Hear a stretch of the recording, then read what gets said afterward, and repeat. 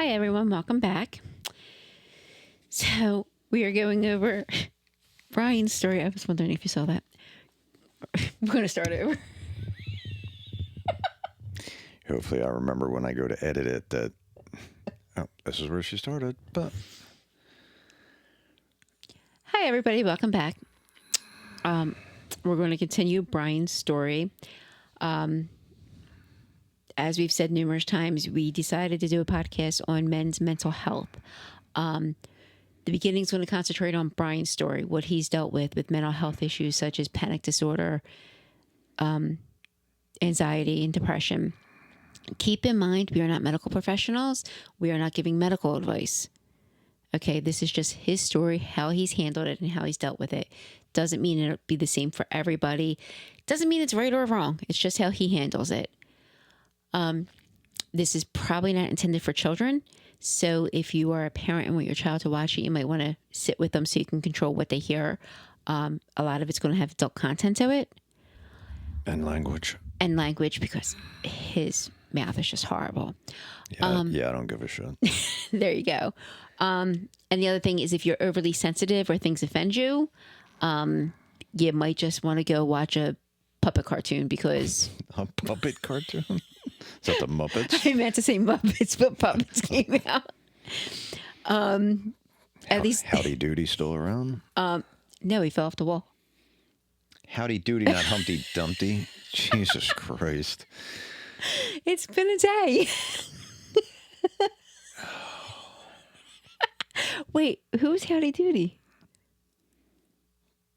The little freckled red-haired Oh, yeah. country western puppet dude. It's Yeah. Howdy Doody time. Yeah, that was before my time.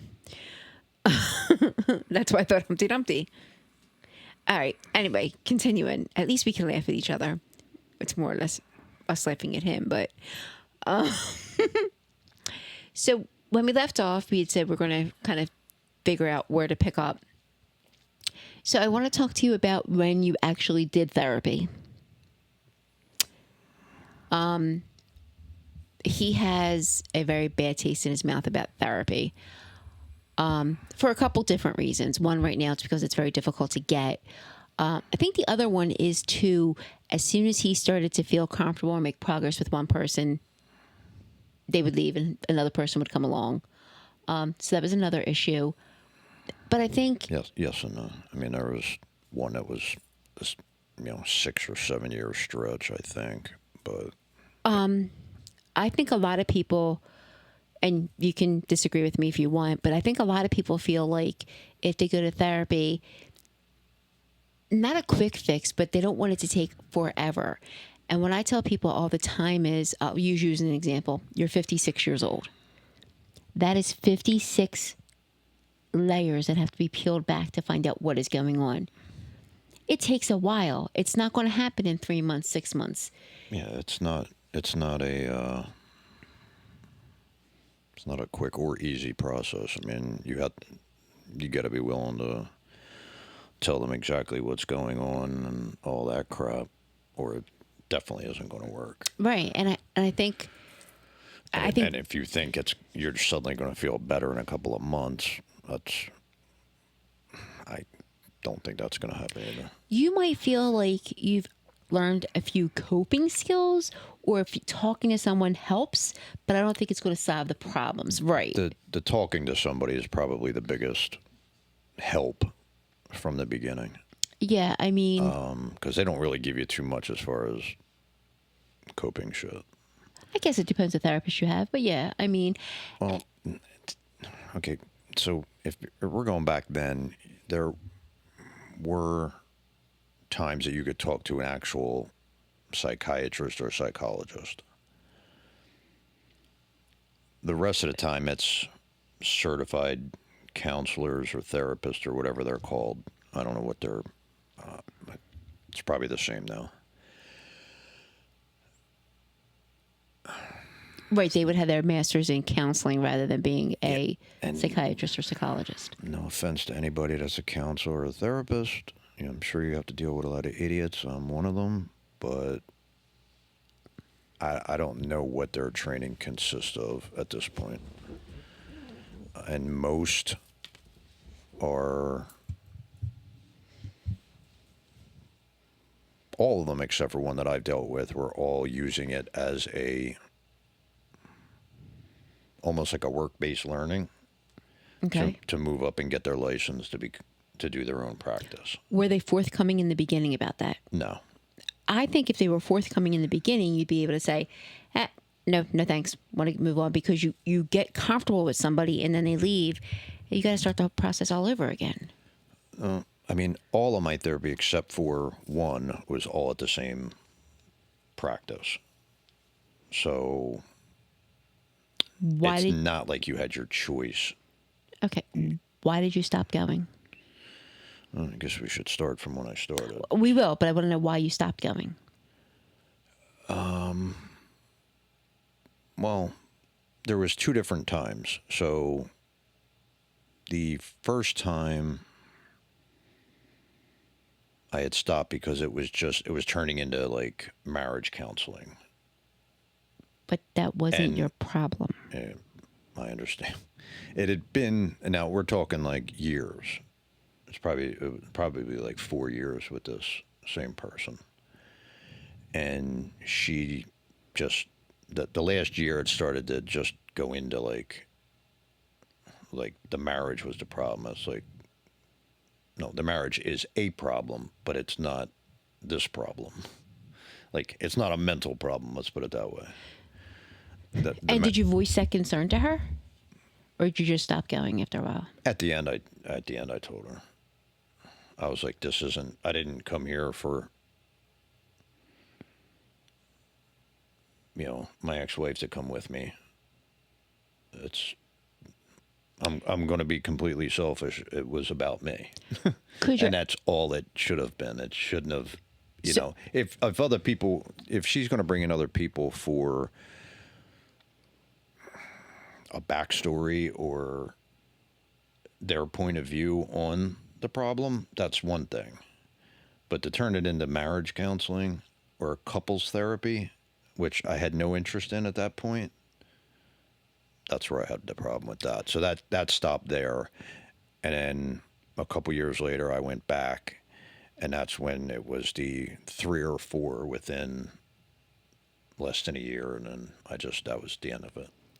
So let me ask you a question. If they had your ex-wife going, but it wasn't marriage counseling, if it was still about you, but they wanted her there, maybe to see if she could help, or maybe to see. That's fine. Okay, that was going to be my next question. But that's what I'm saying. Like, I don't care who they would have brought in. If it was for the panic disorder at the time, then I don't care. But once you switch it to, what's wrong with your marriage? Why aren't you getting along? Stuff like that. like, how do you guys handle it? Like, what is this you guys crap? Like, I didn't come here for that.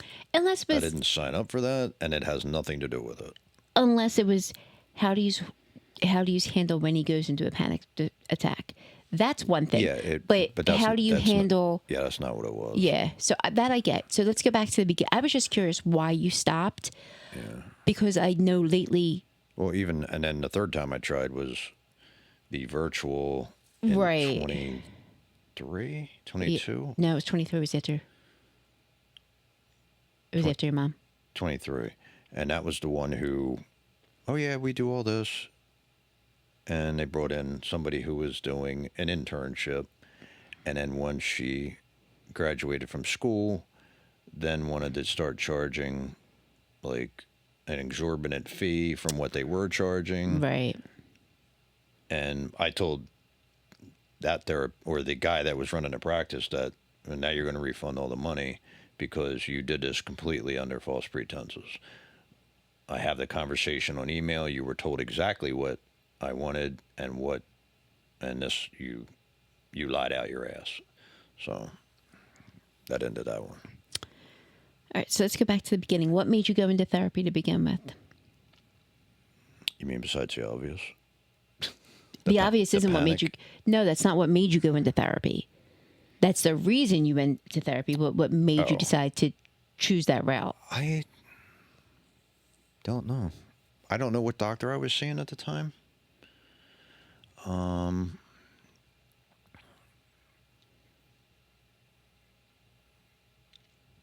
I don't think it's who you think it is. The one who retired to become an archaeologist and make videos with Barbie dolls. That guy. I don't think it was that. I don't even think it was that office because there was somebody before him, and I don't know who it was. Unfortunately, I went through multiple doctors back then, and I don't know. But anyway, I ended up at this practice, and I'm not going to name the practice. I don't think it's. Well, I know there's a practice where the building is, but It's still doing the same thing. it's under a different name, and Yeah. I think it's more geared towards drug addicts and that kind of shit. But anyway, so that's where I got referred to. I guess for meds, maybe. The doctor didn't feel comfortable filling your meds unless you were seeing a therapist. I don't know. Okay. I don't know. I just know like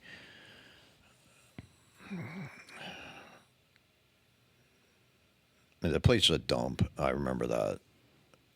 You know, smells like piss in the waiting room, and it's just a nasty environment. I don't know how that place even stayed open. At the time when I'm going through that, you don't really pay too much attention to it Right. because you're just hoping that you might get some help or some relief or something. But then towards the end of it, and then looking back, it was just like, how did they not get shut down? But I saw one, whoever can write the scripts, I don't know which psychiatrist or psychiatrist. Mm-hmm. So I don't remember her name either. I know it was a lady, but I don't know her So name. you saw her first. Saw her for like an hour. Right. I do. And then that she's the one who wrote the script for like the Zoloft and the Buspar and was trying all that. And I wasn't seeing a counselor at the time. It was just her Okay. and trying the meds. And then eventually, I want to say 6 months or so later, that's when after trying all those and having problems. And I mean, I don't know if she was the problem, whatever, but she's the one who put me on the Klonopin and the Xanax.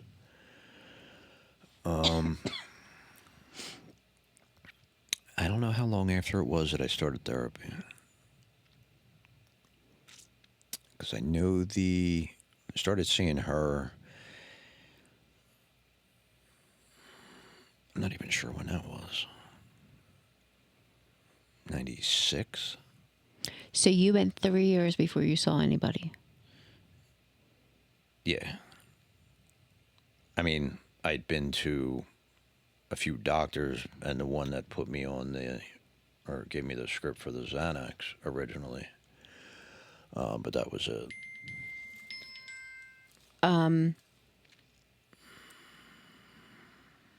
So she referred you at some point to therapy. Yeah, I don't know if it took that long to get one or. They may have wanted to regulate your meds before you started therapy. Yeah, I don't. That's not that uncommon. Yeah, I don't remember if it was like we got to wait for an opening or if they even asked and I said no, or I don't know. I don't really remember how it started. I know I had seen at least one person before like the main one.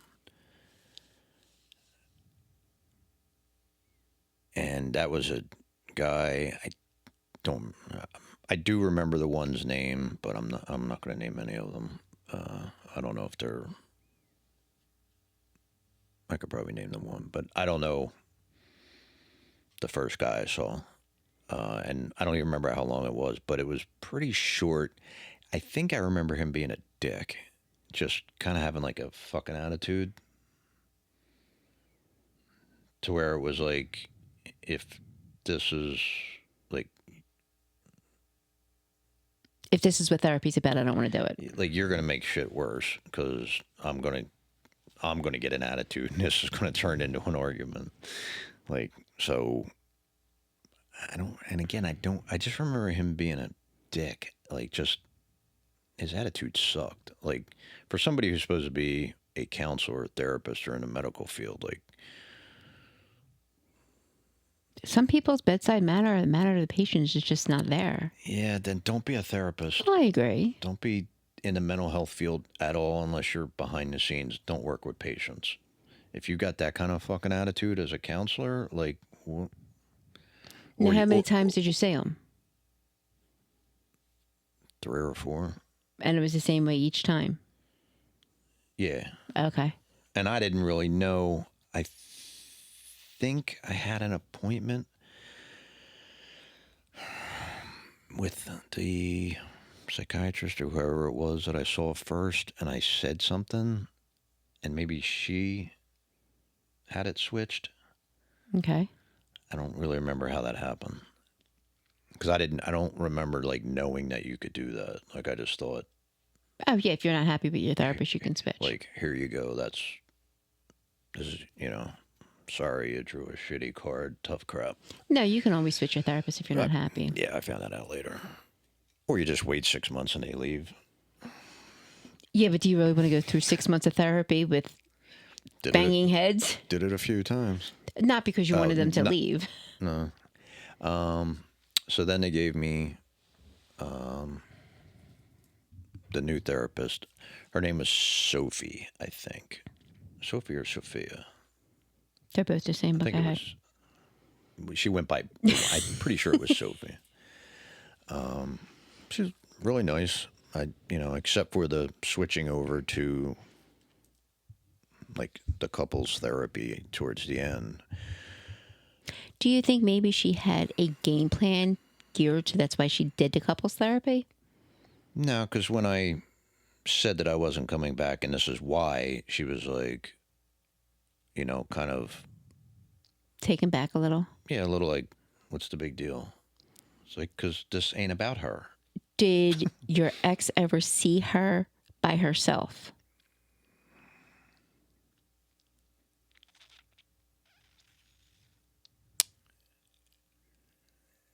She may have, which she shouldn't have, because that's a conflict of interest, I believe. So that's what I was wondering. Was your, not to put your ex's business out, was she in therapy as well at the time? No. So if she would have saw her, and I'm not saying this is the case, so let's get that clear. So I don't want anyone coming back saying, I'm not saying this. There's a possibility she may have said things that may have made the therapist think that marriage counseling was needed. Right. If that's the case. And again, Yeah, I'm not 100% if she. or if she would have called her and said, like, was she on any of your medical stuff to be able to call and talk?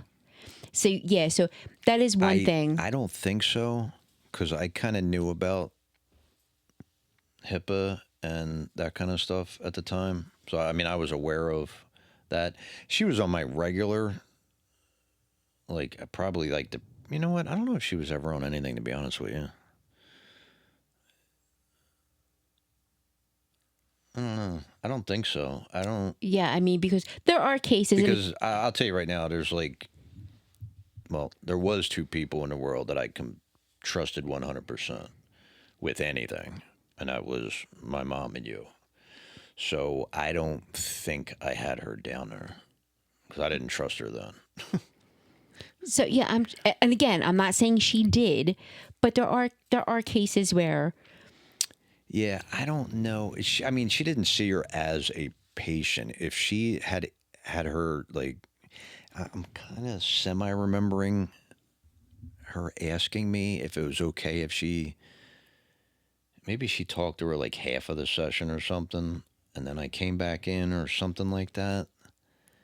I'm kind of remember something like that, but I'm And not. for me to ask you if the demeanor changed, you wouldn't have remembered that anyway. And the other part is The only thing I remember is she had glasses. That's it. the other part is when you were in the marriage sessions or the counseling where they were doing like the marriage stuff.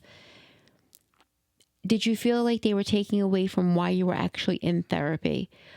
Yeah. And were things getting, I'm trying to think how to Getting word this. pointed at me. Yes. Yeah. Which then is going to cause you to shut down automatically. Yeah, I know exactly what you were thinking. It's almost like, Yeah, it became like, okay, yeah, I'm well aware of my anger issues, and I'm well aware of my short temper and lack of patience and the depression, the anxiety, and all of that.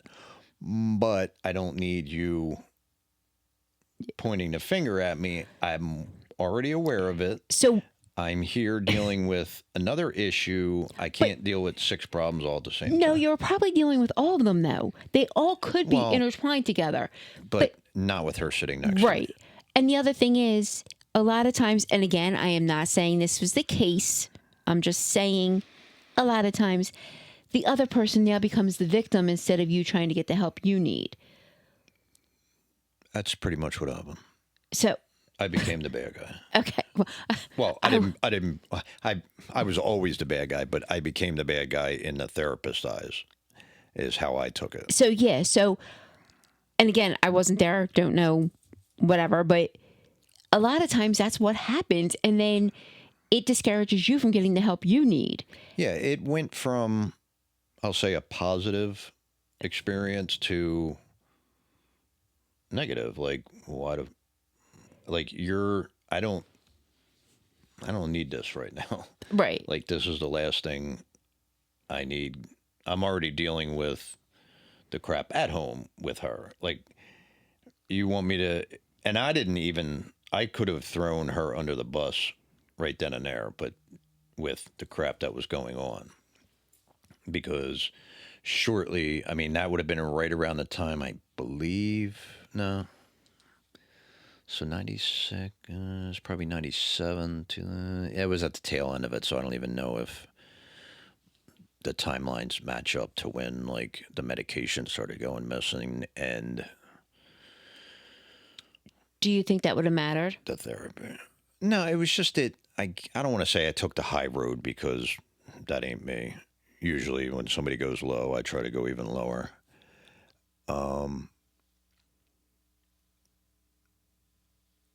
But yeah, I mean, I could have ended that shit real quick and just went, this is what's actually going on. Would that have changed anything? I don't know. I have no idea. Do you think, hindsight being 2020, do you think you would have stayed in therapy if they didn't do that, if they didn't bring her in? And I'm not saying permanently, but do you think you would have stayed in therapy longer? Yeah, because at the time, I mean, this is going to sound weird, but I didn't have a lot going on besides the regular home life. Now, I was working overnight, the 9 at night till 6, 7 in the morning, whatever it was. Wait, I want to backtrack you there. This is going to sound so, I don't know another way of saying it. You don't go to therapy because you don't have a lot going on. You go to therapy because you have to. Well, you asked if I was going to continue it. Right. If that hadn't. Meaning was therapy helping you until that point?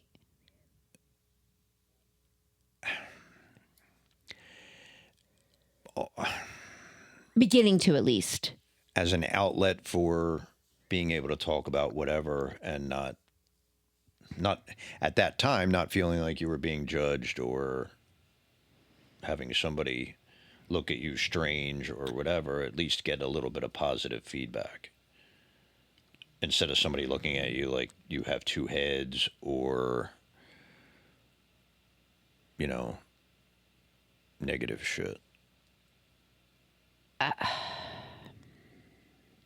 What I'm saying is I didn't have a lot going on, meaning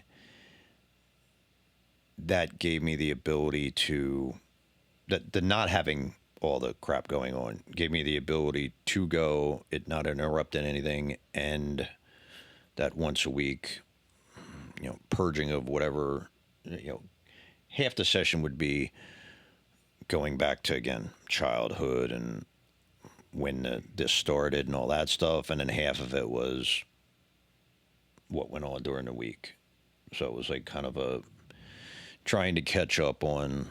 At the time, I was 26, 27, 28, whatever it was. I'm not even 100% on when I started therapy, if it was 97, 98, 99. I don't know. Somewhere around there. But it was just, I don't know, nice to have somebody to talk to that. Wasn't biased, didn't have anything to gain out of it, and wasn't judging you. That, and when you were telling them they didn't have this like glazed over look on their face, like they had no idea who you were or what you were saying, like just like talking to a doll.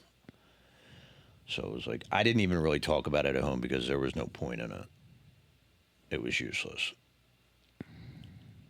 It fell on deaf ears. It just went nowhere. So there was no point in telling. Well, there was no point in talking to most people at that time. For me, anyway. It just didn't go anywhere. Or you got negative shit. Right. So you either felt like either they didn't care or they thought you were full of shit. So either way, what's the point? All right, so let me ask you this. Covering that part of it, so you've made it clear in previous episodes that your ex at the time did not believe something was wrong. She didn't when it first started and all that. Either believe it, understand it. I don't. So, I don't know. well, here's the difference. If you don't understand it, you learn about it. No, I'm not saying there's. I know there's difference, but I don't know if it was not believing it or not understanding. How long did it come around to where she was an assistant rather than a burden on you about it? I don't think ever really. So that meant I mean, maybe by the time, maybe would defend me to certain people, but a lot of people have that mentality. If they say it about you, it's fine. If somebody outside the family or the friend circle says it, they bark and bite their head off. right. And it's like, You were just saying the same thing, not even like, motherfucker, yeah. you just fucking just said that. What are you chirping at them for? Like, shut up. So kind of that mentality, which to me is, I don't care if you're blood, family by marriage, friends, whatever.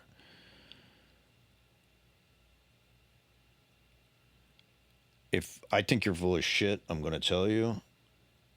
And if somebody else tells you you're full of shit and they're right, so be it. you deal with it. Like, I'm not that, I'm not going to go jump on somebody because they're outside of the circle or whatever and they said something that was true or whatever, or if it's not true, but I feel the same way. I'm not one of those people. I'm not a hypocrite as far as I'm concerned. I guess my thing is then if she didn't assist you, she didn't like that. That's the difference between understanding and believing. Understanding, But I mean, and it wasn't just, I don't want to harp on that, but because it wasn't just her. Oh, I'm not saying that, but she was the one that was going to therapy with you. Towards the end. Yeah, that's what I'm saying. Right. Well, that's that. But the first, I'll say 3 years or so, might not have been that long. That wasn't the case. So, the only thing she knew was whatever I would tell her. Okay. Which wasn't a whole lot. Did she ever go to doctor's appointments with you?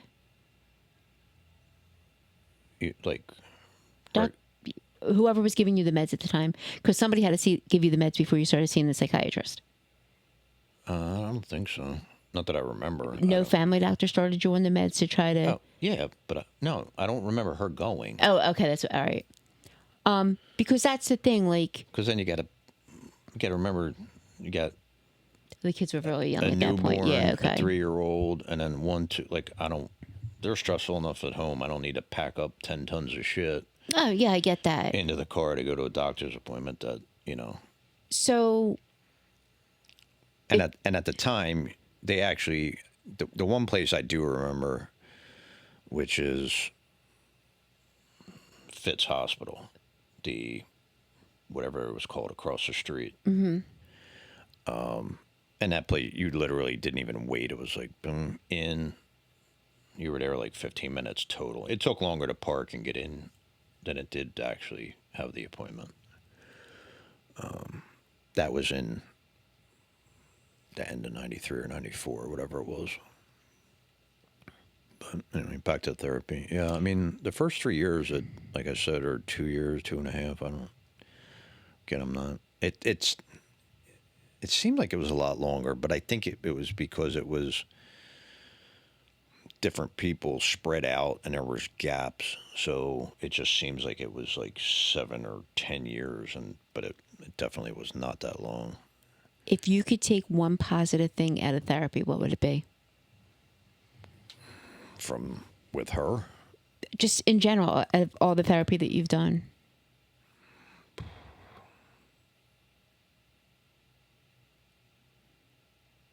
no, the camera's still on. It didn't freeze. I'm thinking. I mean, I don't know. Just to be able to talk. Okay. If you could take Because one I really don't remember too many as far as like breakthroughs or nothing like that.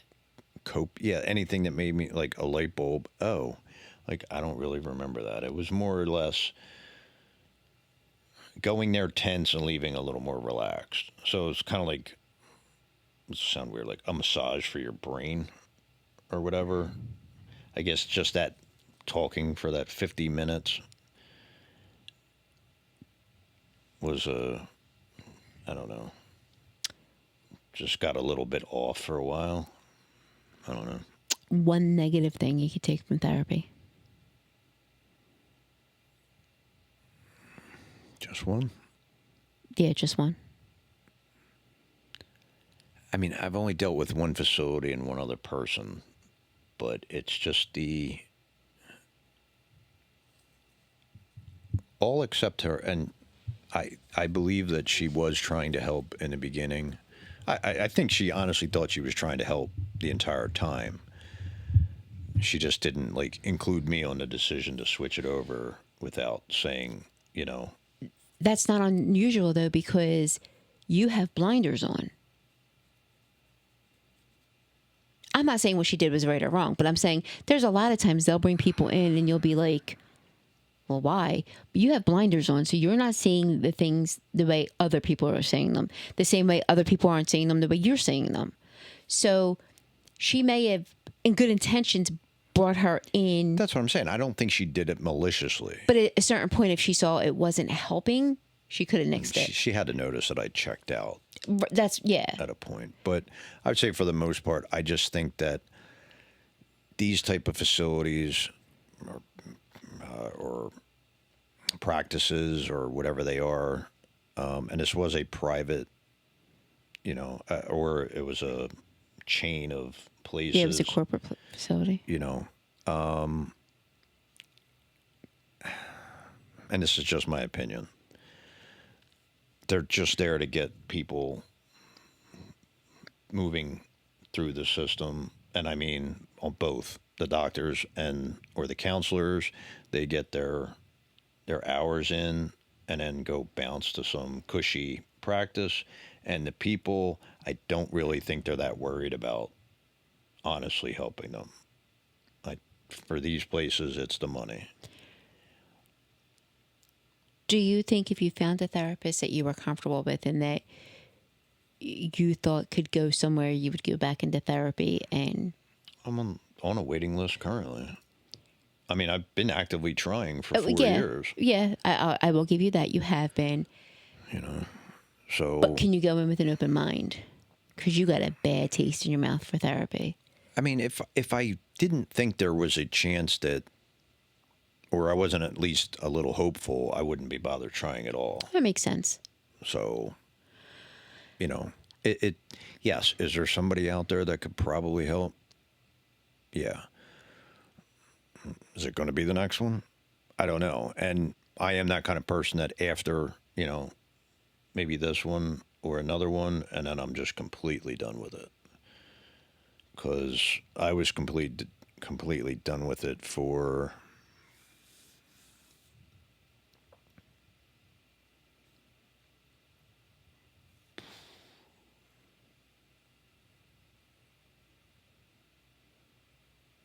I'm trying to think of how long it was.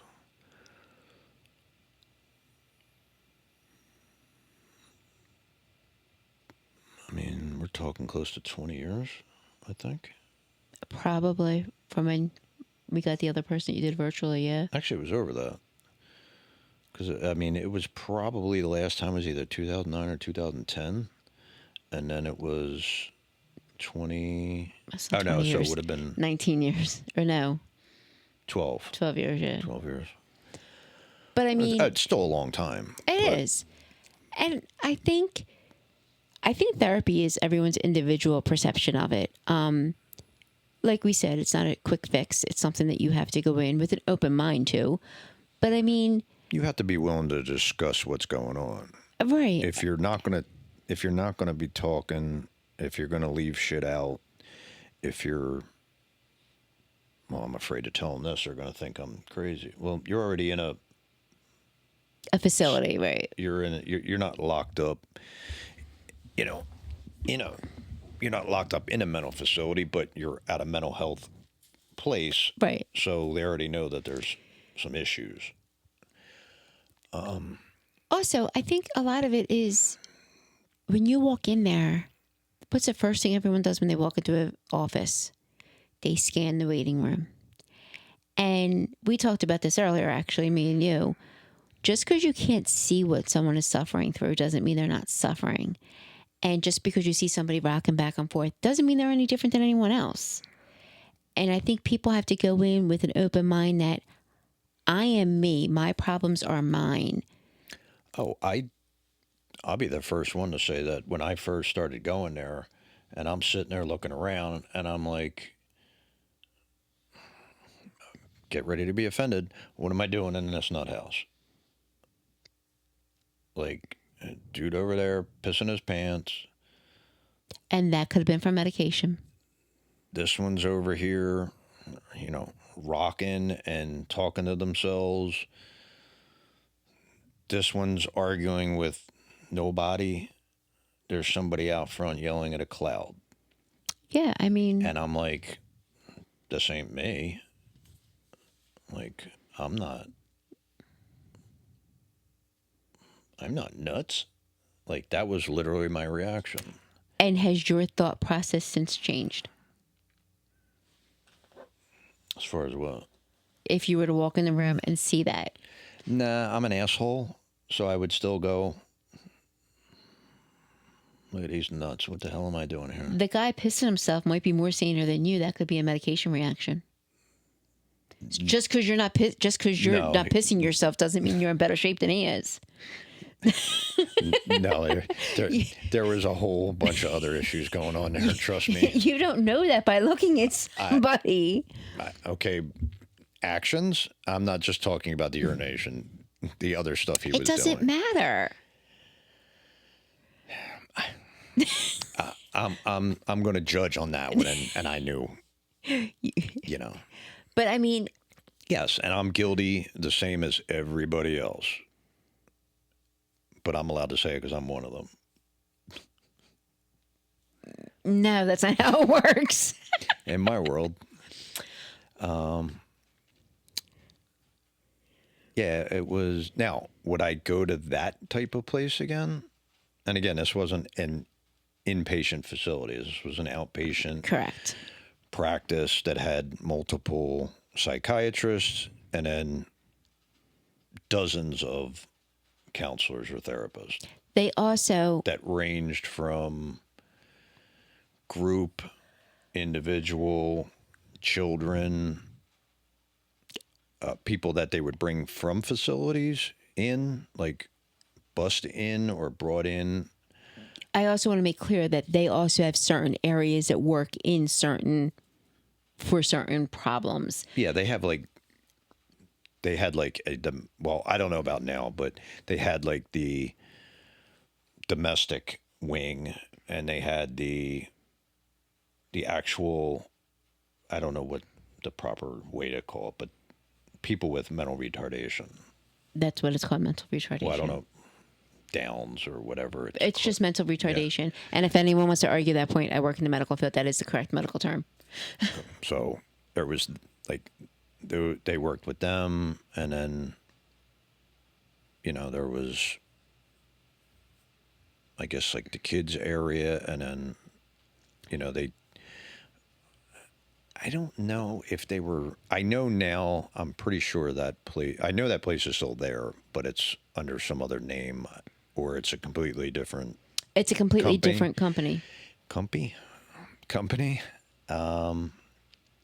And I think they do a lot with drug addicts and alcoholics. So not they do a fair share of it, but they also have, and I only know this because we've sent students there for externship sites.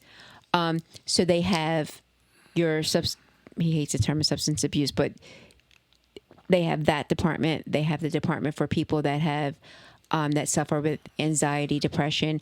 They actually have a separate department for post traumatic stress. And just for the record, I don't mind the term substance abuse. I can't stand the term substance abuse disorder. Okay, so it is divided. So if you're And if anybody is on the opposite side of me, just leave it out of the comments, because I'm not going to respond to it, and I don't care. I'm always going to believe that, and that's just how it is.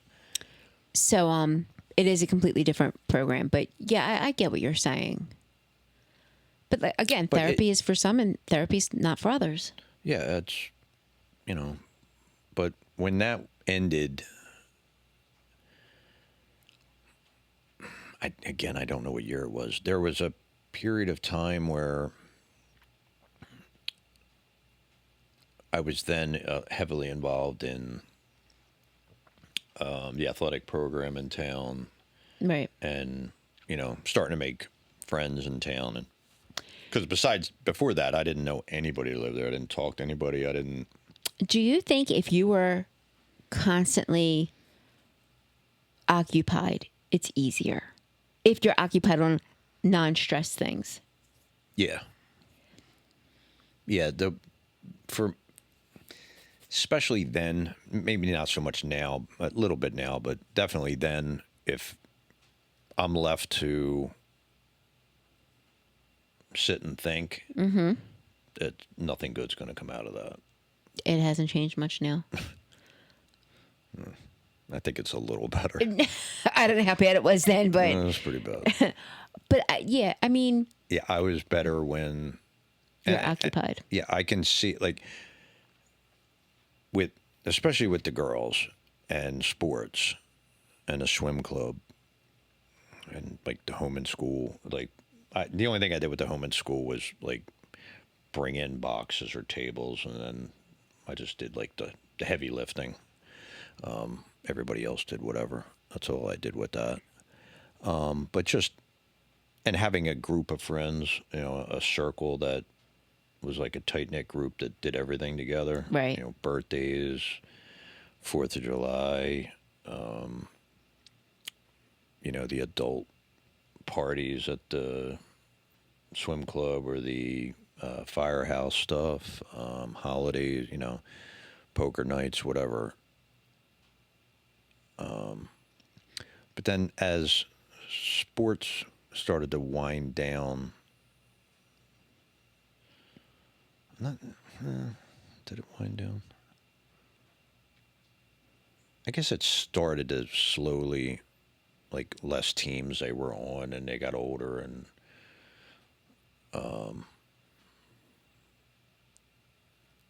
started getting into other things. But I mean, they did sports all the way through. But not with the AA. With school. No, yeah, they were done with softball. They were pretty much done with by then, I believe. Basketball AA didn't go up to high school though. Yeah, they had a senior division. Oh, did they? I don't know what years it went up to. Yeah, I was going to say it didn't cover junior and senior year of high school because No. It didn't go by high school. It went by It went age. by age. But typically because their season would run the same. So if you're Oh, yes. Christine was on varsity basketball at her high school. If the coach would have found out, yeah, she couldn't play on AA, correct? the coach would have lost his shit Yeah, so because they don't want him getting hurt because she was a starter. the AA may They- say that it's in the regulations because I went through it with It's not the athletic club. It's the high school. The high school doesn't want you playing in the athletic club. The athletic club has nothing to say about because the league they're in should have. No, they don't. Then they were in a different. Everybody she was playing against was in high school.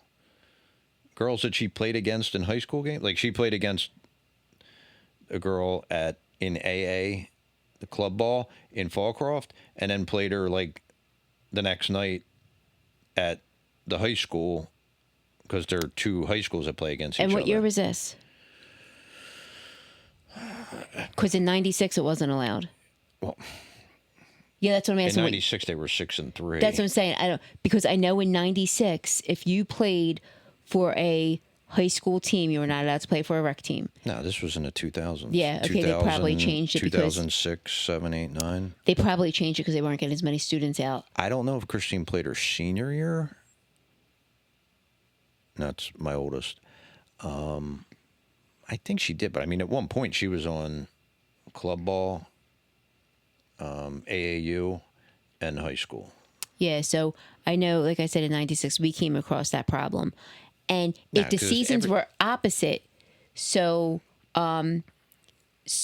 if your season in school did not run the same season for the AA, it was fine. But if they ran at the same time, they weren't allowed to do it. It was crazy. No, But- because it was funny how many times they're going at it in the high school, and then they see each other at the local gyms for the club ball, and they're like, "Oh, hey, what's up?" And then they're banging heads, because the high school was the serious one. Right. So as long as you kept busy, you felt like you were better off. Well, Well, 'cause you didn't have that constant. especially when you have like the what if thinking. Right. When you have what if thinking, and you have time to think, Yeah, it's going to be bad. all you're going to do is think about what if. When you don't have that time and you have to completely focus on something else, and at that time, I wasn't really experiencing the as much of the mind just racing all the time. That came in later, probably when I wasn't doing anything and just had time to. So if you were to tell somebody something about therapy, would you tell them to see if it works for them, hold out and not give up after the first couple sessions? Or what would you say to somebody that was asking you your opinion on therapy?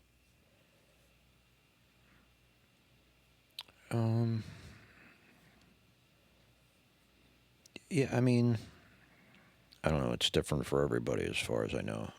It is. And you're probably going to get somebody that you don't click with. Open up your mouth and Good point. get somebody else.